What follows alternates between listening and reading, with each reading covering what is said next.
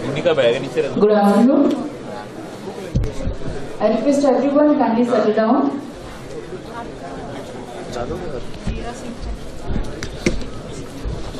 Good afternoon, Excellencies, distinguished delegates.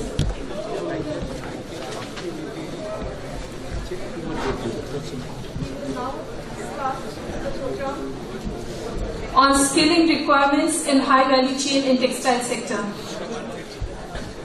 Sir, I welcome you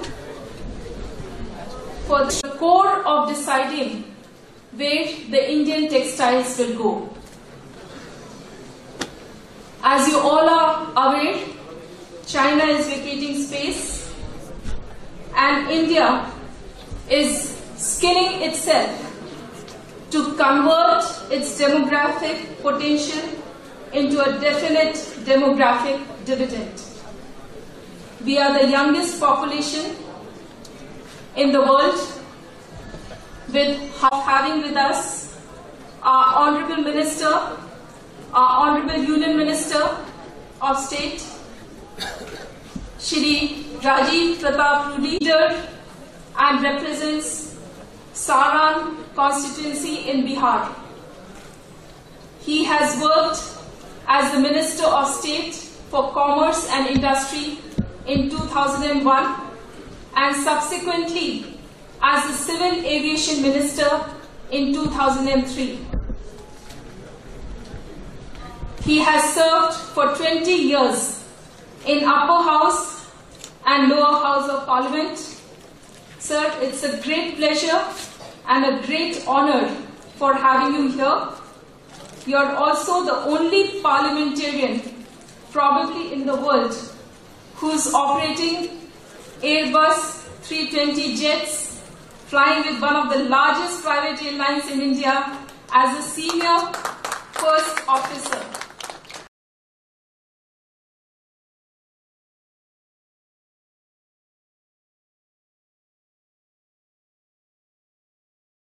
Sir, you also figure in the Limca Book of World Records. Recently, Shri Rudy is credited with flying a Sukhoi 30 MKI, a fighter aircraft in the Indian Air Force. Professionally, sir, you are an academician, a teacher of economics, and you also had a stint as a legal counsel, apart from being deeply involved in the field of aviation. Your tenure in civil aviation had witnessed comprehensive aviation reforms in India in a big way, and your footprints can be observed even today. I am also very, very delighted to welcome Shri Ajay Tamta, our beloved, and again from 2012 to 2014. Shri Tamta served as the minister in the government of Uttarakhand as cabinet minister from 2008 to 2009 and as MOS from 2007 to 2008. Sir, I have personally benefited by your leadership in textiles and your personal interest which you have taken in the pine-based fiber technology and developing fabric from pine fibers. So thank you for your great innovative capabilities. I welcome you, sir, and I am grateful that you have accepted to honor us with your presence. I also welcome heartily Professor Rohana Kuruppu, the CEO Brandix College of Clothing Technology, Sri Lanka.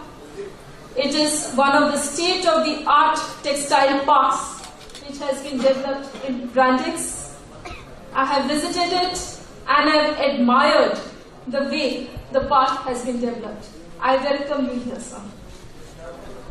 I welcome Mr. Richard McCallum, Managing Director UK, India Business Council. who has come all the way from UK to give us his thoughts and for the session. I welcome through you, sir, UK's skill pledge which they have taken for India. I welcome Mr. Asean Reddy, the CEO ILFS, who has also conceptualized and executed large-scale skill development programs. I welcome Dr. Dali Koshi, who has made pioneering contributions to fashion and design education, skill development and vocational training over the last 3 decades. Most of all, I welcome all of you, our hearts and souls of the Textile 2017 event and the pioneering journey of textiles forward into a skilled textile sector. Thank you very much. I now invite the deliberations from the speakers. I invite Professor Rohana Kurupu, CEO Brandix, to come and grace us with his experience. Thank you very much.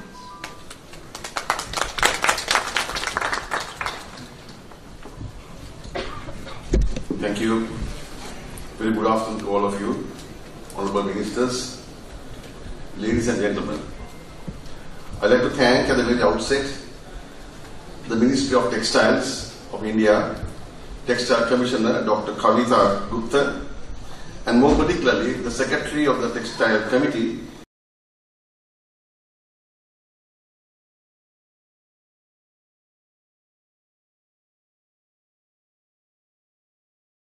Mr. Ajit B. Chavan, and his team for inviting me to this mega event, Textiles India 2017. India and Sri Lanka have been closely knit for so many decades, and India is Sri Lanka's largest trading partner. Bilateral trade between the two countries is over $4.5 billion. Also, India is the largest source of imports to Sri Lanka and the third largest destination for Sri Lankan exports. India is one of the largest investors in Sri Lanka as well. Further, India is one of the destinations for Lankan foreign investment in the world. Looking at the export growth levels of textiles and clothing, there is probability that South Asia and Southeast Asia might demonstrate a significant production growth. It can be suggested that a textile and clothing hub might emerge in one of these regions in the future. The question is whether they are ready to take the challenge. To overcome the challenge, industries must be competitive. This is to say, there must be people who are highly skilled and intelligent, who can drive our industries to better heights. Innovation, newness, quick response, short lead time, high productivity, flexibility, lean management, all will need to play in concert to drive this industry to a global leader in the future. This will lead to a status of modern manufacturing economy systems. Skilling. A large number of people in the world are engaged in some kind of vocation. Amongst the people engaged in vocational activities, a large majority of them are in blue-collar or shop floor work environments. Just imagine, if all these people are heavily skilled and motivated, what would be the outcome in terms of production and services? There will be many success stories in all sectors of the industry. The reason for success is people. How it became successful? It is their skill and motivation. How did that happen? Training provided the skill and motivation. So it was a successful training. Training became successful due to many reasons. But I'm telling you, amongst all those, the trainer's contribution is also significant. We need a driver, a converter, and some transform mechanism to shift people to new ways of doing work, think differently, and bring about results. All these are possible only with the trainers who can deliver a change in people for better. Therefore, a trainer is an important asset and their contribution is essential to enhance the productivity in textile and clothing enterprises.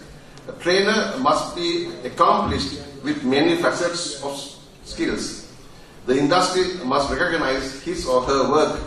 There is a need to develop a relationship between the industry and the training fraternity. Trainers need to understand the industry needs and cater to those requirements. Industry must provide opportunity for trainers to participate in the industry. More interactions the trainers would have, better equipped they are when imparting skills to employees. Therefore, it is necessary for trainers to become part and parcel of the industry, and more particularly in the area of their specialty, and also acquire skills from the industry. In the context of training, the first and foremost is that the trainer must have acquired thorough knowledge and skill about macro area of training. For example, if it's a textile technologist, he should know about textile technology. The second is hands-on experience in that field of training. That means he should know, for example, if it's spinning. These two together, that is experience and qualifications, together make one to qualify to enter the training profession. This becomes the basic entry qualification for trainers. This is not to be seen amongst most trainers in our country. I did a little study and found that just to check whether institutions were taking to study whether they conform to above criterion when selecting trainers and teachers. It was revealed that 50% of the teachers and trainers do not conform to this basic qualification, that is experience and qualification. Experience in the industry, I mean. However, 80% of them have paper qualifications. When contacted the students to find out about the understanding of practical aspects of the subject, only 46% of them were able to understand what was being imparted. This reflects badly upon teachers, trainers for poor delivery of sessions. This happens due to lack of industry experience. The third requirement is training to become a technical trainer. This is not common in Sri Lanka. There is no requirement as such specified by any authority in Sri Lanka. It is believed that teacher trainer for technical subjects must be made compulsory to technical teachers and trainers. Training the trainer module can be time consuming. As such, to produce a qualified technical teacher or trainer is not something one could do quickly. Because we are at the industry, we always want things to happen overnight. That's not possible. The training requirement for the Asian region for the future can be huge. Although there are enough and more people available for work, it can be a daunting task to enroll people for training. In Sri Lanka, only 3% of the people in the age group of 20 to 24 enrolled for technical education and vocational training in 2014. One of these out of 600,000 software engineers. That means the training has not provided employability. This is a complicated situation. Training industry will need to play a close role alongside with the industry, textile industry. Finally, those who are not interested in learning, to motivate them to take up a relevant and suitable training course can be a worthwhile effort. Therefore, training needs to be planned. It must be a skilled and powerful nation. Thank you.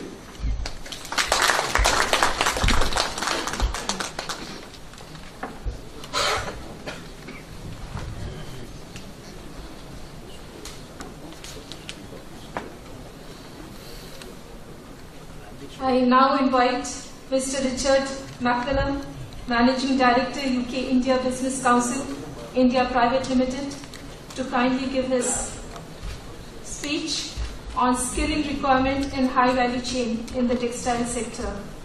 He is responsible for all of UK IBC's India operations. Thank you.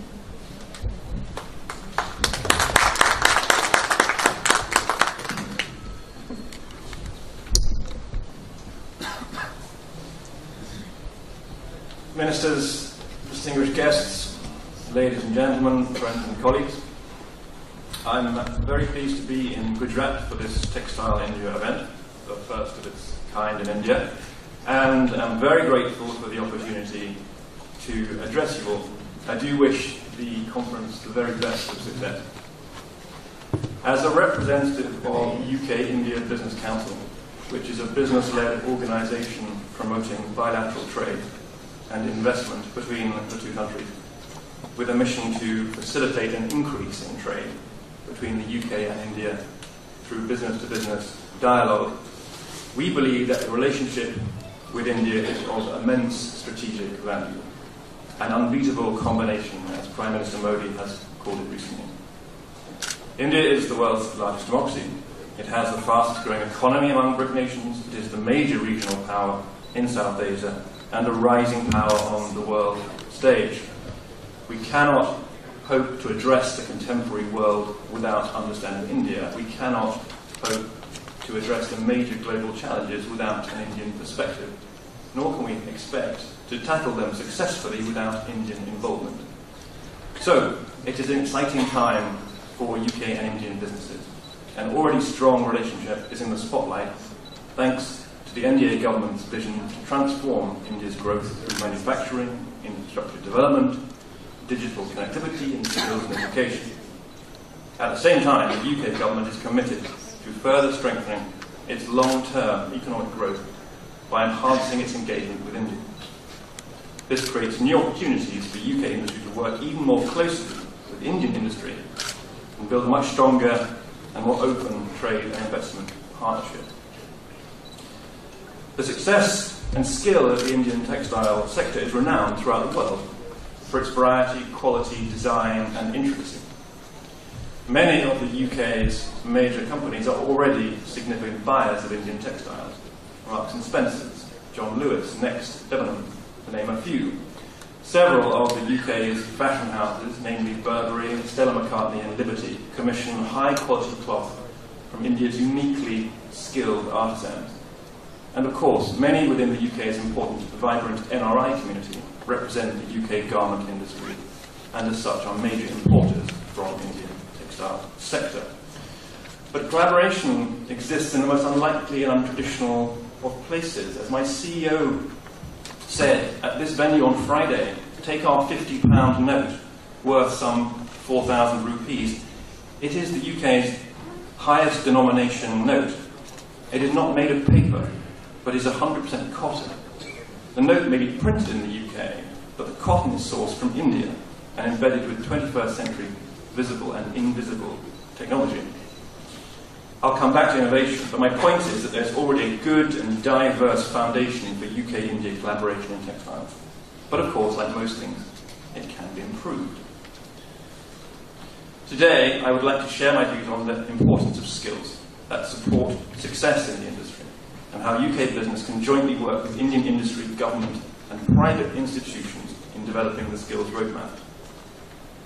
India's skills development policy gives importance to promoting mobility of labour and encourages certifications and assessments that can ensure national and international recognition of acquired skills. UK IBC supports this policy because it creates fertile ground for new partnerships between India and the UK.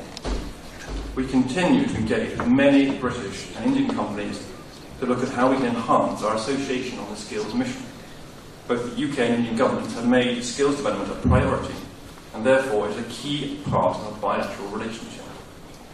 Third-party research indicates that British companies in India spend 4.4% of their profits on CSR, and 7% of their total revenues on training and reskilling their employees in India. Along with UK industry, UK vocational institutes such as Skillsonic, City Guilds, TWI are already present in India and have tie-ups with Indian institutes such as Manipal and the National Skills Development Council to develop a model for upgrading skill development across sectors through consultation programs, curriculum development, assessment and certification, and training programs, textiles being one of them. But that's not enough. The textile sector in India is one of the fastest growing industries. A recent British Council report projected the industry would require 60 million skilled workers by 2022, and being a labour-intensive sector, improving the skills of the workforce is a high priority. It is precisely here that collaboration with international skills service providers will sustain the growth of the sector. Given the scale of that challenge and opportunity, the the UK and India should co-develop a strategic model of collaboration. To share with you an example from another sector, the UK is currently supporting the Skill India mission through a centre of excellence for the automotive sector in Pune. We could take the centre of excellence for the automotive sector as a model to be adapted for other sectors as well, such as textiles and handicrafts. This will require more active deliberation, but conceptually it's possible. The British government is certainly supportive of enhanced collaboration. Last year, our Prime Minister announced a new commitment of up to £12 million to support India's Skill India mission, and the UK will facilitate international training standards in up to 5 sectors with apprenticeships and certifications. Another huge area for skill collaboration and upgrading is in the design element of textiles. India has taken big strides in the design textile space, and it is also a major strength of the UK textile industry. The design industry in the UK contributes about £70 billion to the UK economy. It's a huge job creator, and it employs 1.6 million people. According to the Indian Design Council, India is experiencing a similar growth in design and will need more than 60,000 designers by 2020. UK experts and design incubators could collaborate with the National Institute of Design or the National Design Business Incubator in India in fields like fashion design, design communication and technology. It's a huge area of collaboration. And looking forward, this year, with UKABC's support, 10 major UK companies have committed to actively support the Government of India's Make in India and Skill India initiatives through a skills pledge. Those firms have committed to invest £30 million to train about 20 lakh people in India by 2020. This is just the beginning, and we remain committed to take this relationship of skills-based collaboration further. Aligning ourselves with the bold vision of the UK and India strategic partnership as set out by the Prime Ministers of both countries in November 2016. Just before I finish, I want to say a few words on innovation. The UK is a centre of excellence for advanced fabrics and materials. The advent of nano-engineered textiles not only improves existing functionality, but makes possible the manufacture of new textiles with entirely new properties. For example, with UV blocking capabilities, with flame retardant, water and oil repellent and self-cleaning properties. At the same time, the development of polymers which create energy woven into fabric opens huge opportunities in a range of commercial sectors against the background of the need to reduce carbon emissions. This plays well to Make in India, with major commercial benefits, and it further empowers artisans and future-proofs sustainable employment through the Indian textile supply chain. There are already examples of collaboration. The Institute of Material Research and Innovation at the University of Bolton in the UK has a research collaboration with the state of Connecticut, and has just developed a new fabric made of antimicrobial fibres with unique benefits for primary, secondary and tertiary healthcare within India and globally. We live in a world where we fixate about tariffs and non-tariff barriers, but exchange of ideas and technology through collaboration and partnerships are not subject to those constraints. The UK and India have all the linkages necessary and the funding in place. Together, we should be doing more R&D and technology transfer, making those innovative new materials and products in India, and together finding new markets for them. I'm not going to conclude with lots of warm words about the nature of the relationship. We want action now, not new words. India has an opportunity to sustain high levels of growth and transform the country into a manufacturing and export hub to match its world-class services output. At the same time, the UK government is committed to enhancing its relationship with India following Brexit. As the largest G20 investor in India over the last 15 years, the UK remains committed to this market. And importantly, we recognise that the future of our commercial relationship will necessarily involve collaboration on skills and education. We believe innovation must be central to this strategy to generate win-win outcomes for both partners, and I believe there has never been a better time to engage with India, its culture, its knowledge, science and technology, its worldview, and above all, the talents of its people. Thank you.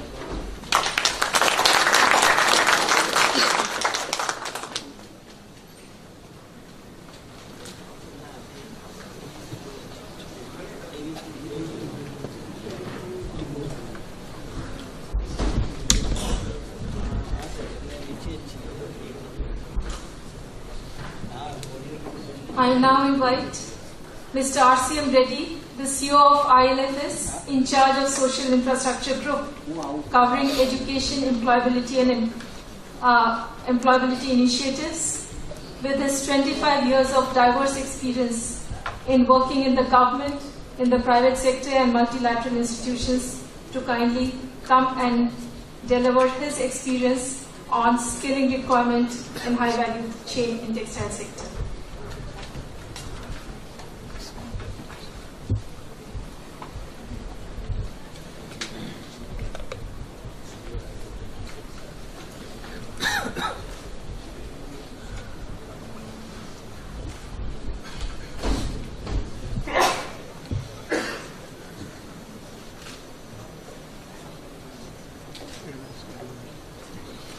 Honorable Ministers and distinguished guests,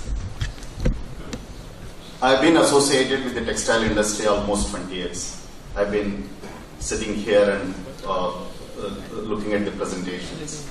I don't think much has changed. And the same presentations could have been made maybe 20 years back about our opportunities, challenges, threats, everything. But something is going to shake us. That's technology. I think it will not allow us to continue to be in the same mode of complacency. So the topic today is about high value chain and the skills required. In my view, I think this is going to be driven by the technology. It doesn't mean that the conventional, the artisan, the handwork also will not be displaced. Probably technology can be used to increase the productivity, quality, and eventually the sustainability of the entire industry. So one thing that is going to change is about, we are talking about fourth industrial revolution and Internet of the Things and technology, automation, robotization, n number of things we are going to talk about, it's shaping around. And in fact, International ITMF, the director, and talked about robots being used in China for production of the shirts and trousers. And that's a reality. And that's a reality, it's not a fiction. And that's being used increasingly in several other manufacturing sectors. And if we think that this is not going to hit our Indian textile and apparel industry, we will be living in fool's paradise. It's a question of time. But what do we do? I think probably first we need to understand what the challenges are. Where the challenges, which are the sub-segments within which the technology is going to be impacted. That's very, very critical to understand. Once you understand where the technology is going to impact, that will be extremely useful to prepare ourselves in terms of what skills are needed. In other words, my argument here is like we need to look at beyond sewing machine operator skills program.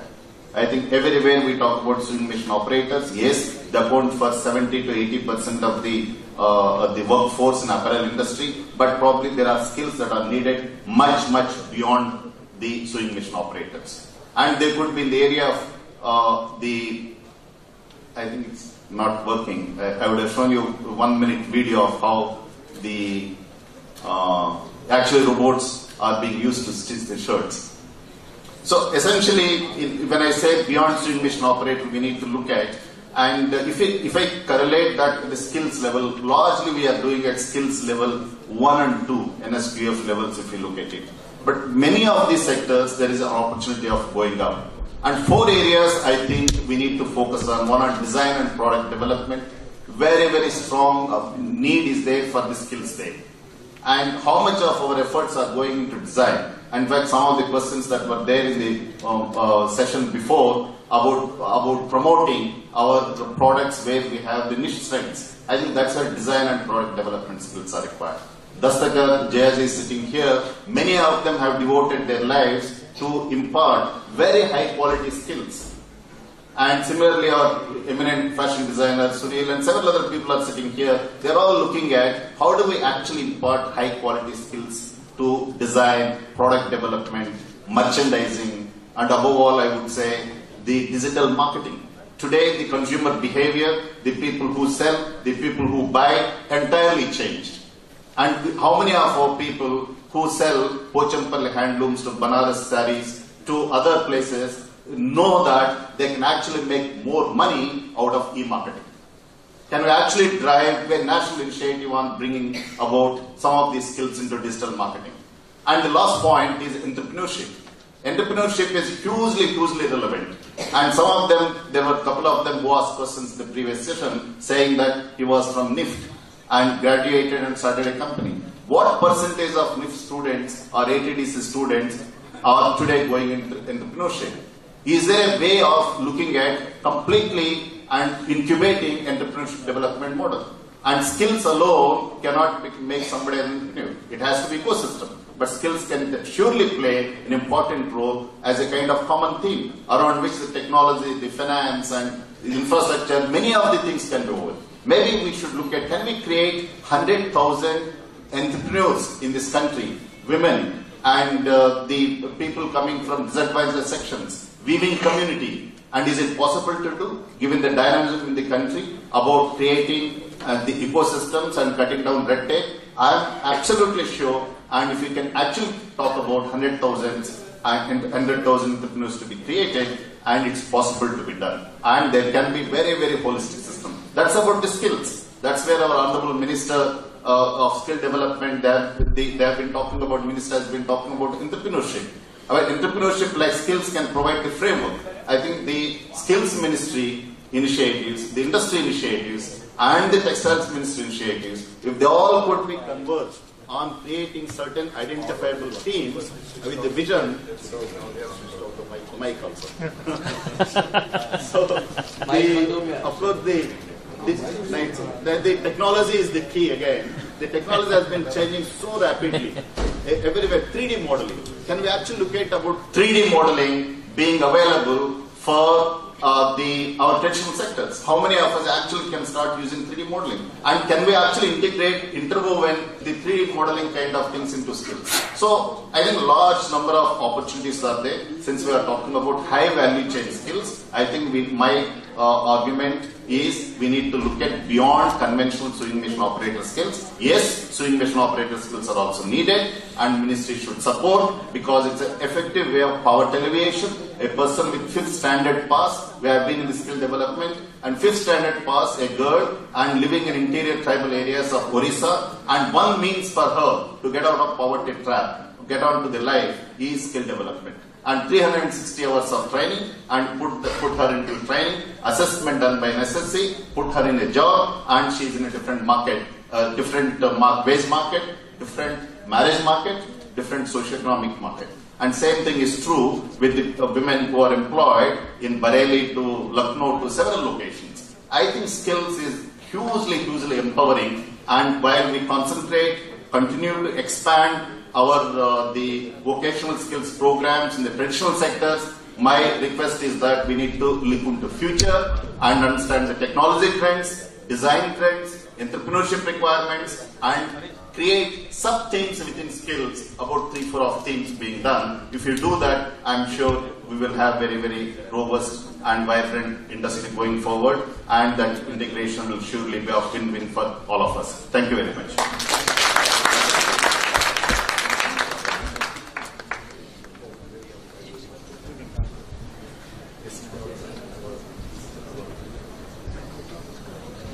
I now invite Dr. Dali Koshi, DG and CO, Apparel Training and Design Center and Institute of Apparel Management, to come and give his talk on creating value through vocational education and training. Thank you.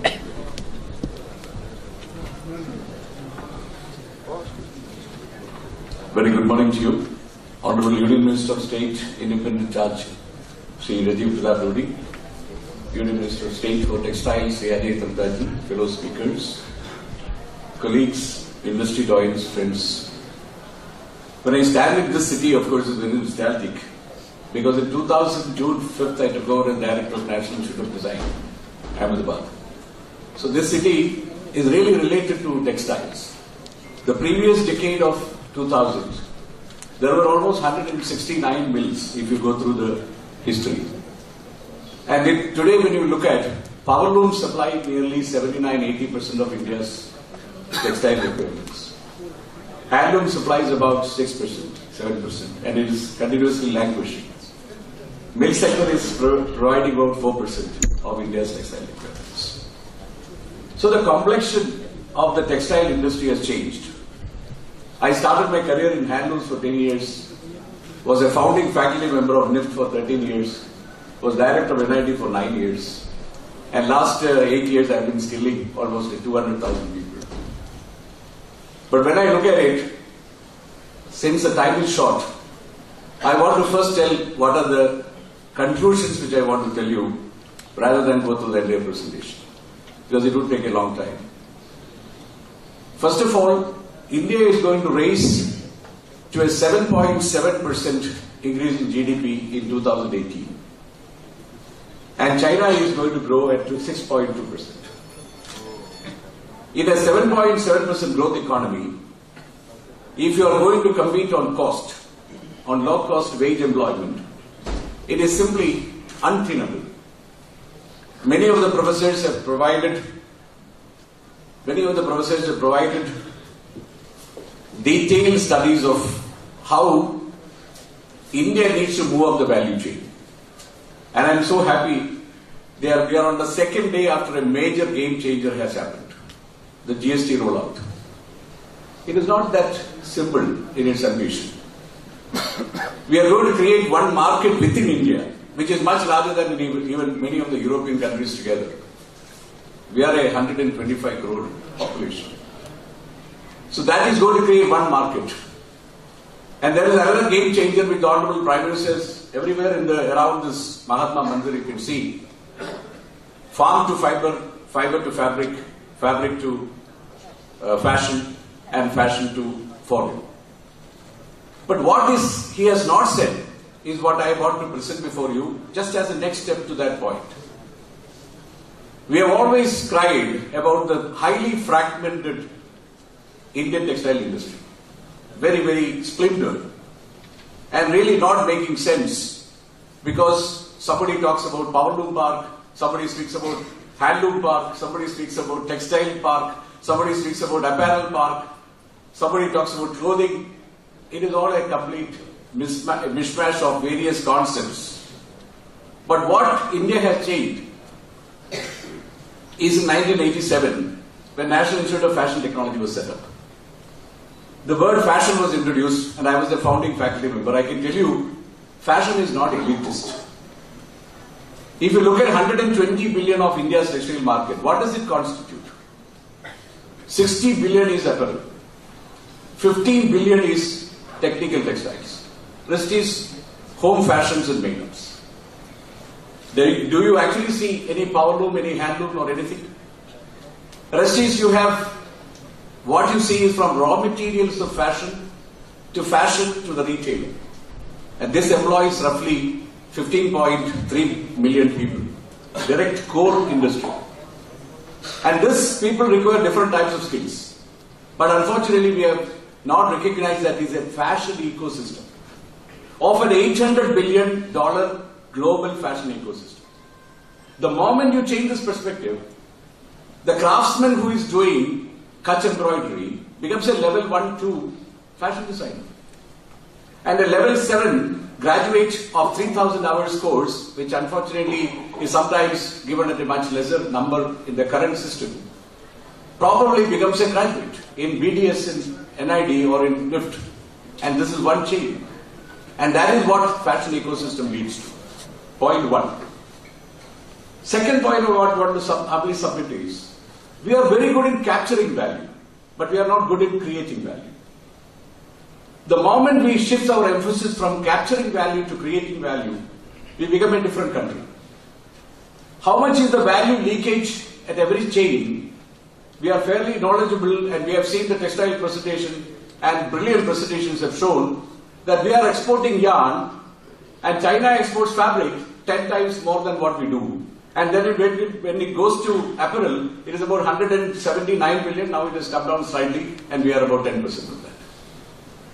So if the country with so much of years of heritage and great creativity, and nearly 25 years of designers coming out of NIFT, and 50 years of designers coming out of NID, does not create an ecosystem which is suitable to the country, and produce also, give the due recognition to the craftsman and the wages, and to the employee not giving 5,000 rupees for an apparel sewing machine operator, but what a high value garment should give.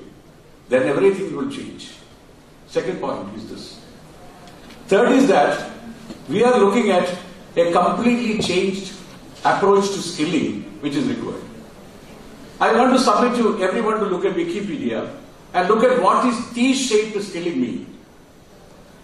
Wikipedia explains T-shaped skilling as the breadth coming out with the different competencies and the depth coming in the middle in the spine, and one side you have the functional enterprise and the other is the creative enterprise.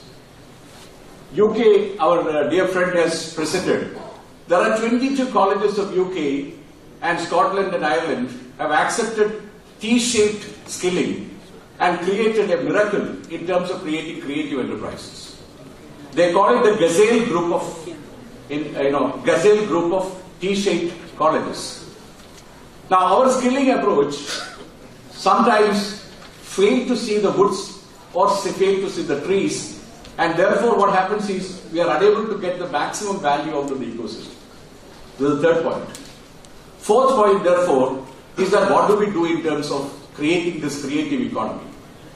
I have, the Honorable Prime Minister of India today, when he was the Chief Minister, he came to inaugurate our National Design Business Incubator, which was inaugurated by him in 2005. Now, when we created an incubator, we never expected that it would create in less than 5 years 1,000 crore of an enterprise which came for climate controlled clothing. We are able to say today that there are 16, 17 NIFs in the country. If only like Silicon Valley of Stanford University, there was a fashion park set attached to every skill park, every National Institute of Fashion Technology, and allowed a simple rotating rolling incubation fund, we would have created by now more than thousands of design entrepreneurs.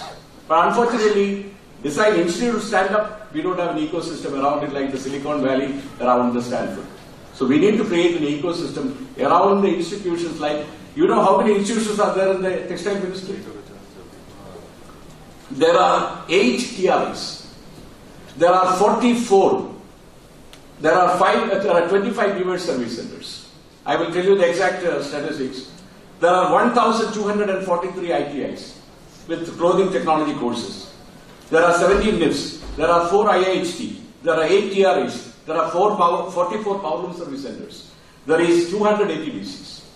And if this can create the T-shaped skill individual, considering that we are superimposing the skill ecosystem required for India as a creative country, not that Samidapji was telling that we can scale up tomorrow. Scaling up is a huge process. That opportunity to become factory to the world is lost to India already. It is going to be a tough call. And with what Mr. Reddy said, we are looking at computerization, automation of the Osborne report of 2013, which says that we are in the vicinity of the probability between 0.86 to 0.95 in all the jobs related to textiles getting displaced by automation. Please read the Osborne report. Now, if you are threatened by this automation, and we are training at the lowest level, what will happen to the people after they get displaced? But if you are creating a T-shaped individual, there will be horizontal movement in the value chain, and there will be much more job protection and much more job creation. So my humble submission, therefore, is that today article in the Times of India, I think, the philosopher Nietzsche has been quoted. If a snake does not change its skin, it should die. It is a very shocking statement. That is how the Kodak movement. In 1996, Kodak was the biggest company in the world. 2012, it became bankrupt.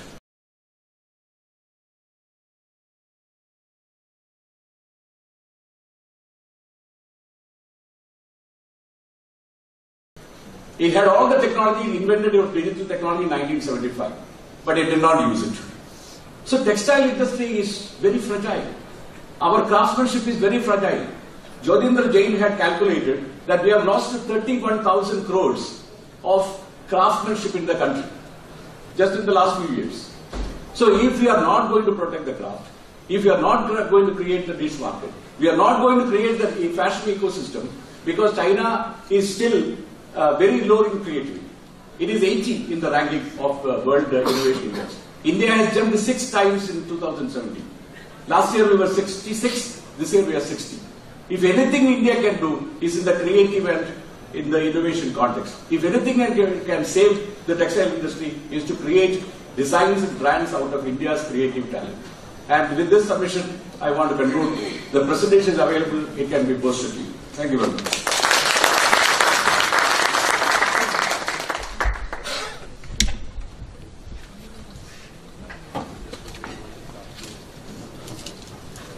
I now invite our Honorable Minister of State for Textiles, Shri Ajay Tamta, for his vision on skilling in high value chain.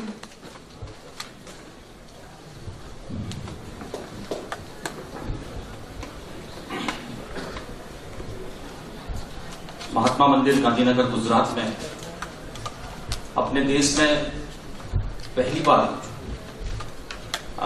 India textile 2017 का आयोजन हो रहा है। ये आयोजन का शुभारंभ आदरणीय प्रधानमंत्री जी के द्वारा 30 तारीख को शुभारंभ किया गया और बहुत सारी शुभकामनाओं के साथ माननीय प्रधानमंत्री जी ने इसको संवारा है। तो पहली बार देश के अंदर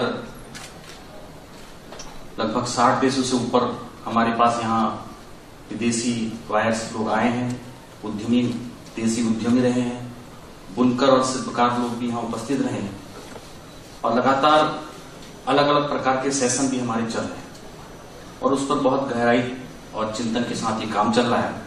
माननीय प्रधानमंत्री जी के सबका साथ सबका विकास का जो संकल्प है और मेक इन इंडिया की भावनाओं को आगे बढ़ाने में टेक्सटाइल इंडिया 2017 एक प्रयास है और इस प्रयास में सब मिल करके सब कैसे देश के अंदर हम और अधिकतम रोजगार को डेवलप करें, इस दिशा में लगातार कदम बढ़ रहे हैं। क्योंकि जो टेक्सटाइल मंत्रालय हमारा है, कृषि मंत्रालय के बाद दूसरा अपना ऐसा रोजगार देने वाला ये मंत्रालय है जिसमें विभिन्न प्रकार की एक्टिविटीज के माध्यम से हम रोजगार को बढ़ा सकते हैं।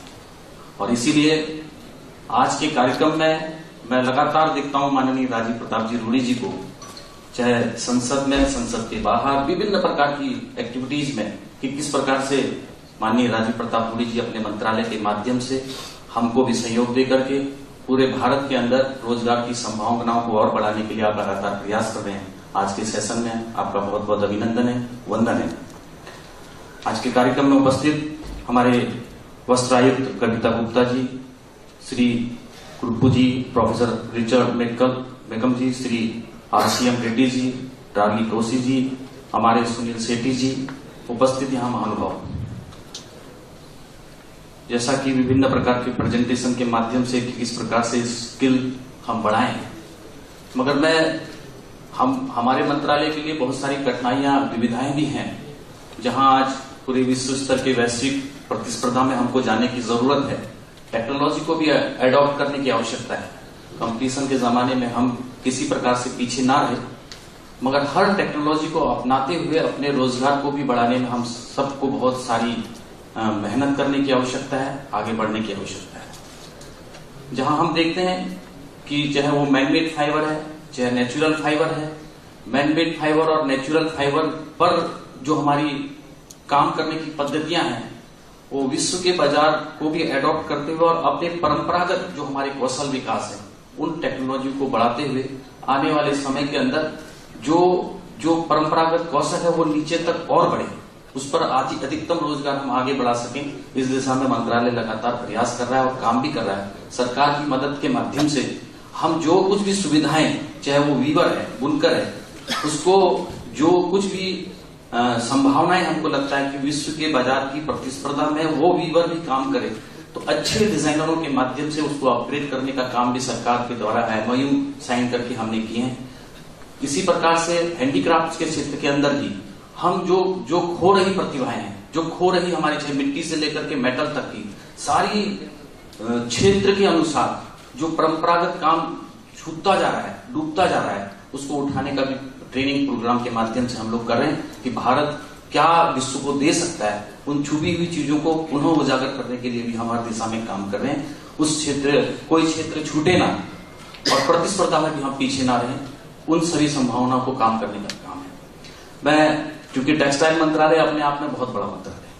हम कॉटन की बात में, नेचुरल फाइबर में अगर हम कॉटन की बात करते हैं, हम सेरिकल्चर में सिल्क के विभिन्न प्रकार के टसर है, मूंगा है, मलबरी है, अन्य प्रकार की सभी चीजों पर उसको भी हम बढ़ाएं कैसे, उस पर भी हम अधिकतम क्लस्टरों को डेवलप करके लोगों को रोजगार के साथ जोड़ें, छोटी छोटी चीजों को जोड़ करके तभी हम रोजगार को आगे बढ़ाने का काम करेंगे। इसीलिए माननीय प्रधानमंत्री जी ने विशेष प्रकार का पैकेज 6,000 करोड़ रुपए का हमें दिया है, जिसके माध्यम से हम 1 करोड़ नए लोगों को रोजगार देने का काम मेरा मंत्रालय के माध्यम से हम अपने देश के बाजार में ही नहीं, विश्व के बाजार के अंदर भी हम अपनी चीजों को दिखा सकें कि हम क्या क्या दे सकते हैं। इस दिशा के अंदर हम लगातार काम कर रहे हैं। सेक्टर बहुत बड़ा है। अभी हमारे काफी रिसर्च इंस्टीट्यूट हैं जो हमारे टेक्सटाइल से संबंधित है, निट्रा है, सस्मिदा है, सिट्रा है। इसके माध्यम से भी हर क्षेत्र के अंदर, चाहे वो मेडिकल के क्षेत्र में है, जियोटेक्स के क्षेत्र में है, चाहे वो हमारे रक्षा डिफेंस के क्षेत्र में है, हाई एल्टीट्यूड में क्या हम टेक्सटाइल का यूज कर सकते हैं, उन सभी क्षेत्रों के अंदर हमारी रिसर्च विंग भी काम कर रही है। इसी के कारण हमने IITs के साथ भी बहुत सारे MOU साइन किए हैं, जिसके कारण से हम लोगों को रोजगार और बढ़ा सकें। लगातार इस काम को बढ़ाने के लिए मंत्रालय लगातार प्रयास है। एक्सपोर्ट प्रमोशन काउंसिल को भी हम आगे मदद कर रहे हैं कि उनके माध्यम से हमारा एक्सपोर्ट बढ़े, चाहे वो हर फील्ड का है, चाहे वो मेडअप्स का है, चाहे अपने गारमेंट्स का है, हर क्षेत्र को बढ़ाने के लिए मंत्रालय नित्य प्रतिदिन काम कर रहा है। और ये 3 दिन की कार्यशाला का एक बहुत बड़ा कल फायदा हमने देखा कि एक ही छत के नीचे हमारे 65 MOUs हुए हैं, देशी और विदेशी रूप में, जिसके माध्यम से हमारे देश के अंदर और रोजगार बढ़े और हम इस स्किल को बढ़ाने का काम करेंगे। इसी के आज के इस कार्यक्रम में हमारे बीच में आदरणीय रेड्डी जी हैं। मैं आपको बहुत बहुत धन्यवाद करता हूँ, अभिनंदन करता हूँ, क्योंकि आपको फ्लाइट का टाइम भी है, इसलिए बहुत बहुत संभावनाएं, बहुत बहुत धन्यवाद।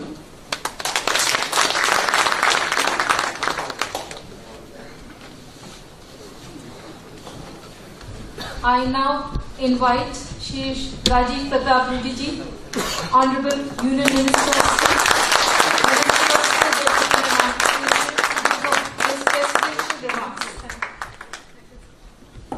Thank you, Kavita ji.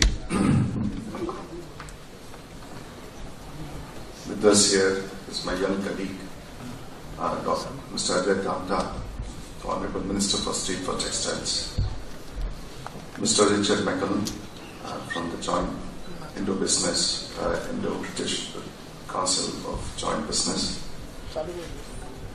one of the most capable training partners in the overall ecosystem of skills, Mr. Asean, Mr. Kuruku from Sri Lanka, who made a very elaborate speech and the challenges ahead. Mr. Koshi, of course, gave a very scary picture. Welcome on the stage. Mr. Sidnath Singh, जो हमारे handicraft से carpet sector skill के chairman हैं. Mr. Shakibal, who was here, I think he left, chairman of Apparel Sector Skill Council. Anup Magiri, CEO of Handicrafts and Carpet Sector Skill. Dr. Rupak Vashisht, CEO of Apparel Sector Skill Council. Sunil Sethi Saab, Head of APCI.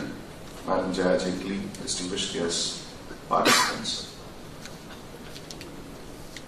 मुझे लगता है कि एक मंत्रालय में skills के बारे में पहले से ही चर्चा होता रहा होगा, और वो स्वाभाविक तौर से टेक्सटाइल मंत्रालय है, और इस क्षेत्र में हमारा इनके साथ लगाव बढ़ा। लेकिन ये सवाल बार बार उठता है कि आखिर ऐसा नहीं है कि स्किलिंग का काम हम लोगों ने आज शुरू किया है। Skills has been there ever since civilisation came in. The challenge was how to carry those skills forward. The challenge was how to make them more scientific. The challenge was how to systematize them. And I'm sure when this ministry was created for the first time in independent India, the question came to me because I came in the government 6 months later, and the Prime Minister created this separate ministry for skill development and entrepreneurship. Well, I had an issue. I was earlier in the Commerce Ministry, then I had to look after civil aviation as an independent charge in Mr. Vajpayee's government. And this challenge was given to me in this tenure of Mr. Modi. So the first day this ministry was announced and was created, it was a shock to me because I said, I don't know where to start. Down the line, 2.5 years later, I think there were many slogans in this country. Digital India, Make in India, all that was there. But the fact remains that Make in India or Textile India does not happen unless you have skill in India. And this was one thing which has always been missing. The unfortunate part is in this country in 68 years, skilling has never found its space. It was always क्योंकि इस देश में जो लोग बड़े हुए, जो कामयाब हुए, जिन लोगों को हम अपना आइकॉन माने, वो सब ऐसे लोग थे जो पढ़े लिखे लोग थे। और 68 वर्षों से हम लोगों ने स्किल्स को एजुकेशन के साथ जोड़ने का कोशिश किया। And why this challenge, which was mentioned by Mr. Hoshi, was a basic policy decision which was wrong in this country. All those who became important in this country, who became good and important, and all those who occupied the center stage here and there, where all those people who became important were educated people. और वर्षों से हम लोगों ने, if you recall earlier, it was called the Ministry of Education. So there must have been some brainstorming, and they said, let's not keep it education, let's make it human resources.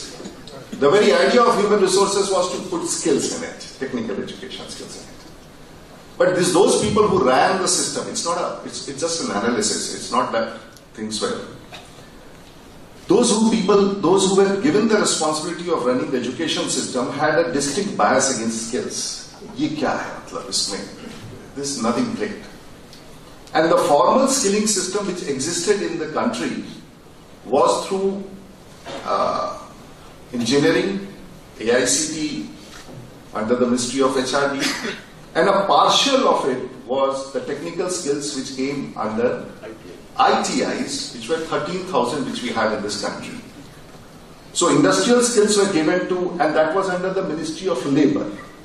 तो एक तो अपमान उसको कर दिया कि जिन बच्चों को इंडस्ट्रियल ट्रेनिंग के जाना है उनको कहा कि ये लेबर है, put them under Labour Ministry. And the second thing what they did in this country was these 2.3 million ITI students who form the basics of industrial training, ये उन लोगों के लिए बनाया गया जो कहा कि जो 8वीं पास बच्चा है, जो जिंदगी में कुछ नहीं कर सकता है, वो ITI की पढ़ाई, और 10वीं में अगर पास करने के बाद किसी कॉलेज में या इंटरमीडिएट में एग्जाम या एडमिशन ना हो तो 10th ITI 10+2 का जो ITI है वो उन लोगों का है जो किसी काम के लायक ना हो, उन्हें 10th में ITI 2 साल के लिए कराया जाए. तो इस देश में all those who were supposed to get into industrial training, that time services was not a very part of skilling. Services came into the system. तो जो सिस्टम का सबसे बेकार है उसको ITI की परीक्षा करानी चाहिए. Not realizing that all of us who are sitting in this auditorium, the man who has fixed up this screen, the child who has made this bouquet, the person who has fixed up this LCD screen, or even the cameraman who is telecasting this whole thing across the country and across the state, ये कोई जो कुछ भी इस वातावरण में आपको दिख रहा है, ये बच्चे जो बैठे हुए हैं एम्पलीफायर के पीछे, अभी एक तार खींच के इसमें से कोई भाग जाए तो आप में से कोई नहीं है जो उसको जाकर खींचा जाए. ये सब जो आपके जीवन को सुंदर, सरल, कामयाब बनाता है, वो पढ़े लिखे ये तमाम लोग नहीं हैं. ये लोग हैं जिनके हाथ में कौशल है, लेकिन हम लोगों ने कभी इसकी तैयारी नहीं की. और इसलिए मैं कहता हूं कि देश के प्रधानमंत्री जी को मैं सबसे पहला आभार इसलिए व्यक्त करना चाहता हूं कि 68 साल के बाद उन्होंने एक पृथक मंत्रालय की स्थापना की जिसका नाम है स्किल मिनिस्ट्री, ताकि पूरे भारतवर्ष में आने वाले दिनों में स्किलिंग कैसे हो, कहां हो, किसके लिए हो, कब हो, और किस दिशा में वो इस मंत्रालय के माध्यम से इसके मानक स्थापित किए जा रहे हैं।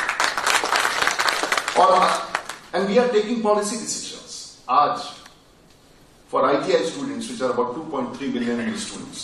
We have taken a decision: the child who goes to 8th, takes 2 years of his education, will be given a matriculation equivalence which was not there for last 68 years. इसे CBSE, ICSE के बराबर दर्जा दिया जाएगा, और जो 10th में जाएगा उसे +2 में इंटरमीडिएट का वो सर्टिफिकेशन दिया जाएगा जिसकी मान्यता हो। अगर उस पॉइंट से निकल करके वो अगर कहीं कॉलेज में जाना चाहे तो जा सकता है। तो आज देश के प्रधानमंत्री ने मिनिस्ट्री ऑफ लेबर से ITIs को निकाल करके मिनिस्ट्री ऑफ स्किल डेवलपमेंट में दिया। इतना ही नहीं, तो जो आने वाले में स्किल इकोसिस्टम का जिसका स्ट्रक्चरल, आज इंजीनियरिंग कॉलेजेस हैं, 18 लाख इंजीनियरिंग सीट्स हैं। 18 लाख सीट्स में से 8 लाख सीट्स इंजीनियरिंग कॉलेजेस की खाली हैं। There are no takers because there is zero employability there. You get engineers who cannot be employed. So as a result, there are no engineers there. What we are creating, this should have been done in this country 67 years ago, what we are doing today with this government, with the Prime Minister. We are short-term skilling. The whole ecosystem today for short-term skilling has been created, which includes textile as one of the components, where you are much advanced, but there's a lot of challenges which we are facing. So there's a short-term skilling for those who are not fit for anything, their children's school drop out in remote areas.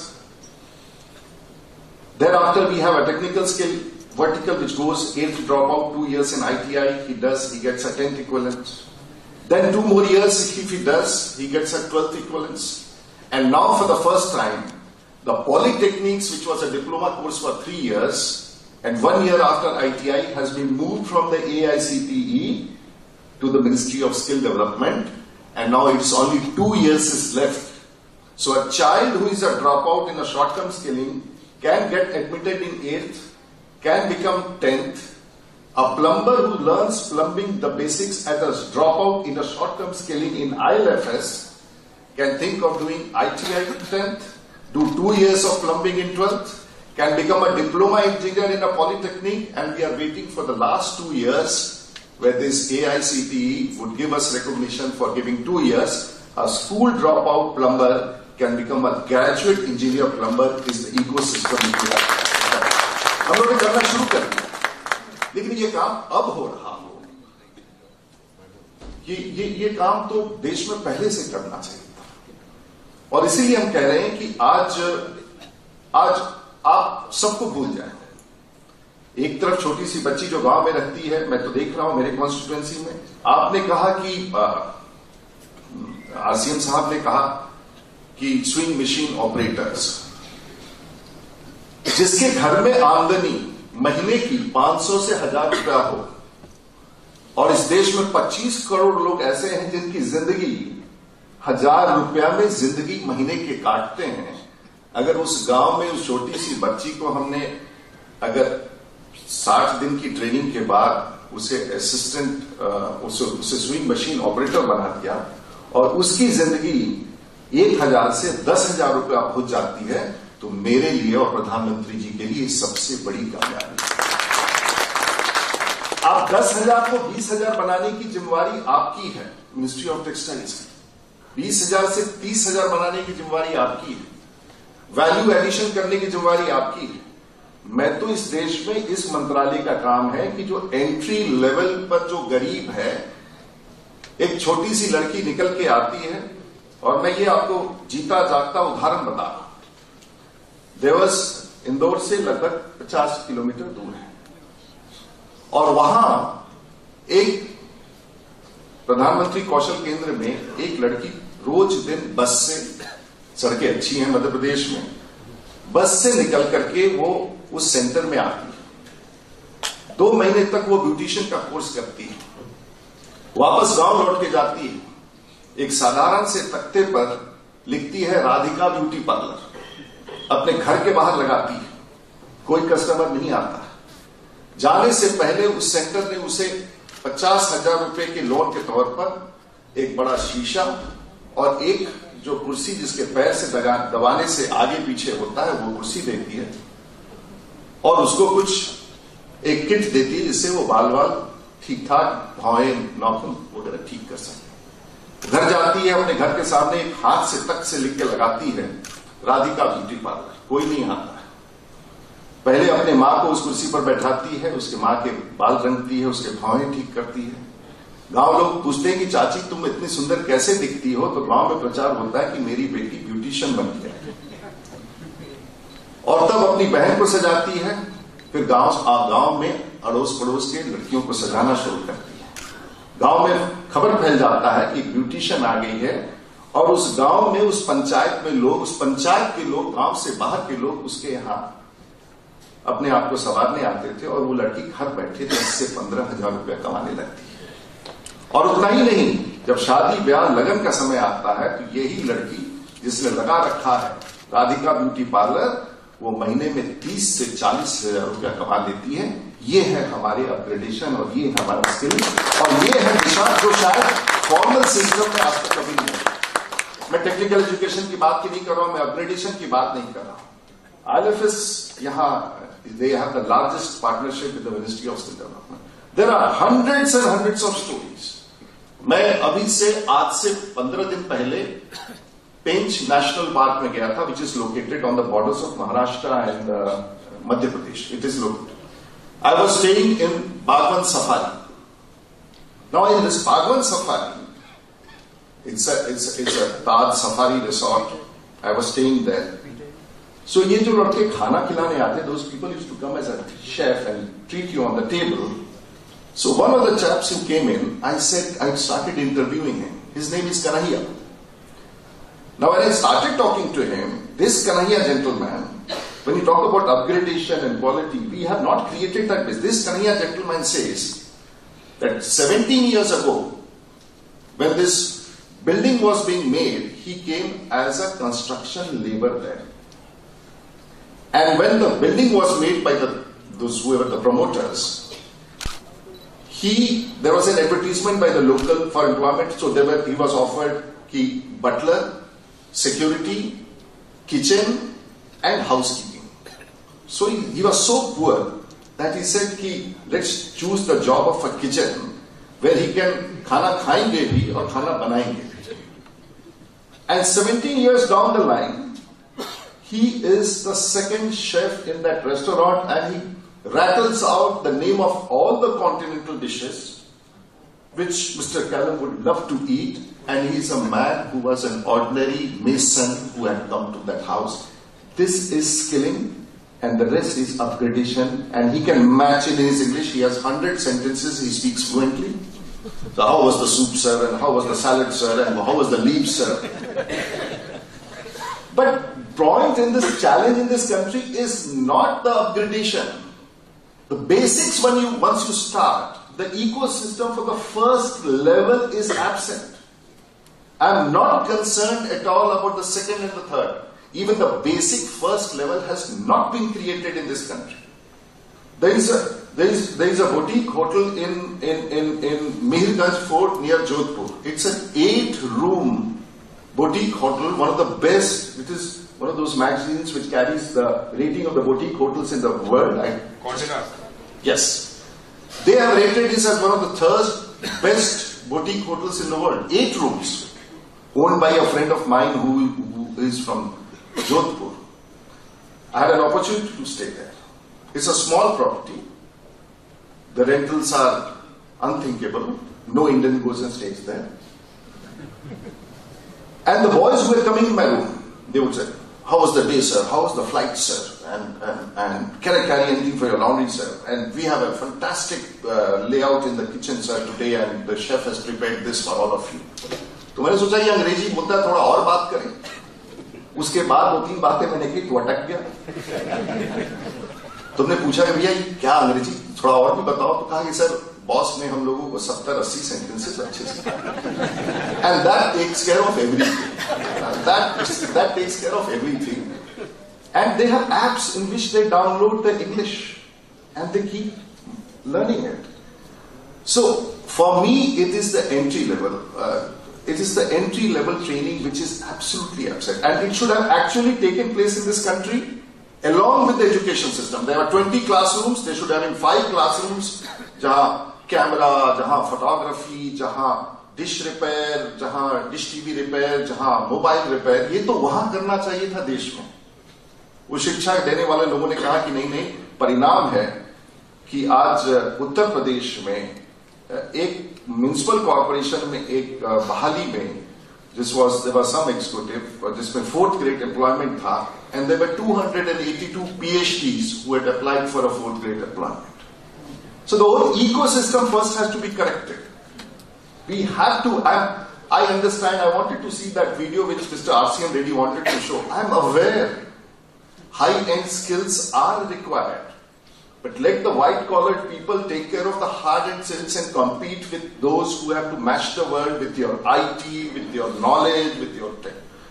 But my question and challenge is, these millions who have to be first brought into the mainstream.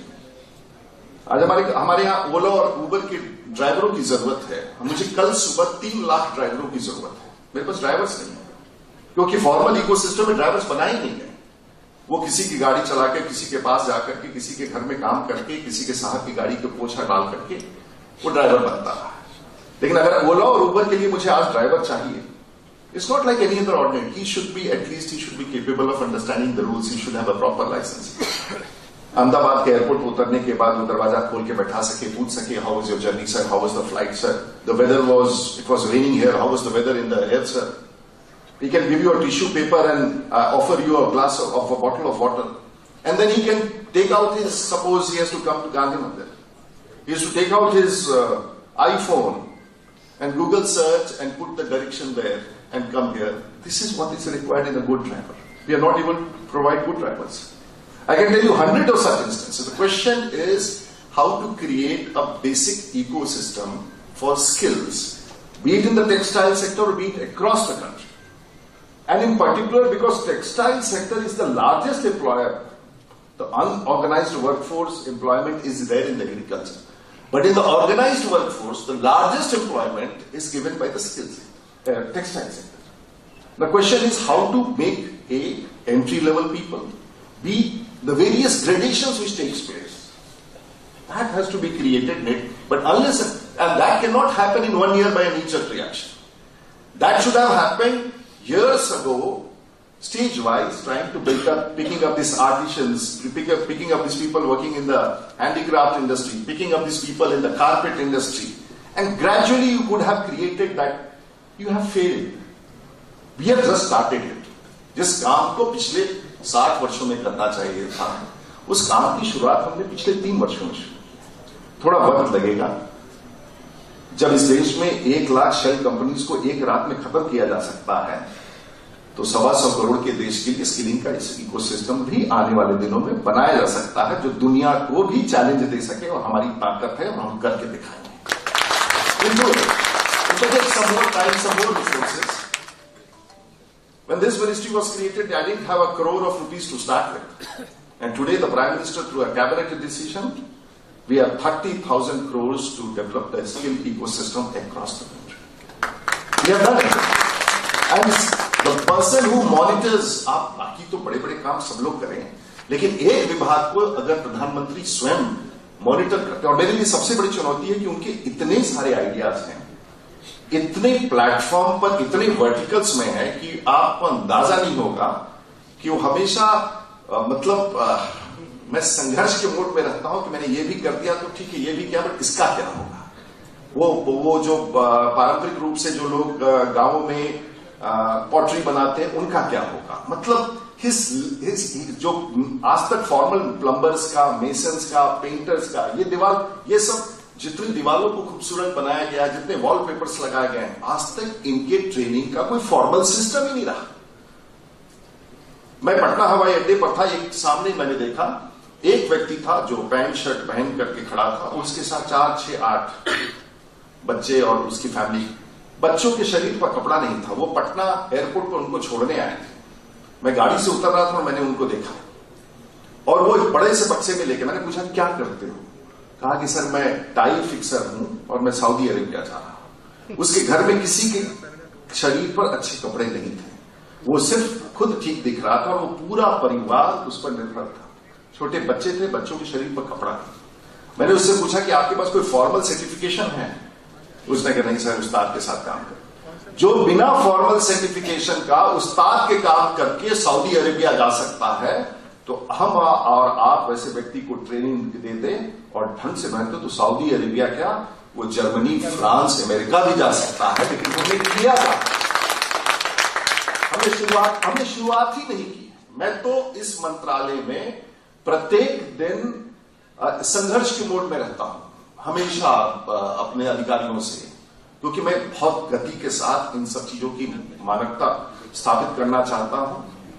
विषय textile पर था, लेकिन skilling पर था। मैं एक विषय पर केंद्रित नहीं कर सकता हूं, क्योंकि मेरा बहुत पर्टिकुलर, हमारे सेक्टर स्किल काउंसिल्स के लोग हैं। आज बड़ा अलाइनमेंट शुरू हो चुका है, NSQF से अलाइनमेंट कर रहे हैं और हम उसकी गुणवत्ता दे रहे हैं।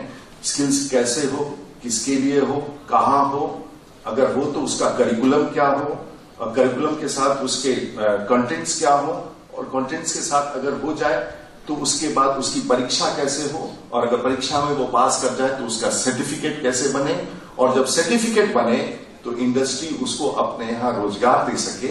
यही मेरा काम है और यही काम बड़े पैमाने पर मैं कर रहा हूं, और हमारे साथ टेक्सटाइल मंत्रालय भी इस काम को कर रहा है।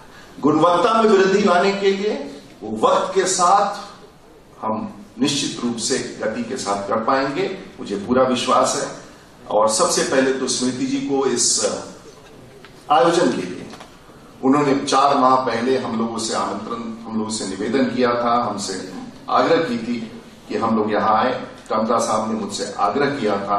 ये भव्य टेक्सटाइल 2017 ये दुनिया के इतिहास में और भारत के इतिहास में कितना बड़ा आयोजन पहली बार भारत में हुआ। मैं सबसे पहले और अंत में फिर से एक बार स्मृति जी का आभार व्यक्त करना चाहूंगा, और विशेष करके माननीय प्रधानमंत्री जी का, जिन्होंने इसे अपने मिशन मोड के रूप में स्किल का काम लिया है। मैं आप सब अतिथियों का बहुत बहुत आभार व्यक्त करना चाहूंगा। धन्यवाद।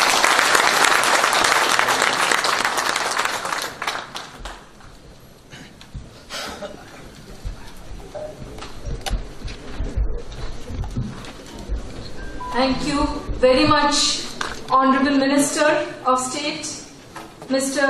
Rajiv Pratap Rudy ji, Ministry of Skill Development and Entrepreneurship Ministry.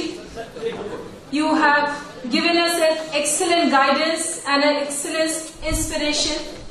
We thank you for all your vision and for skilling India, all your efforts. Sure. We also would like to thank Mr. Ajay Tamta, Honorable Minister of State for Textiles, for his vision and his great address on how to lead the way forward. I also thank Mr. Richard McCallum, Sheikh Asean. Sir, just a small gift, sir. Sir, just...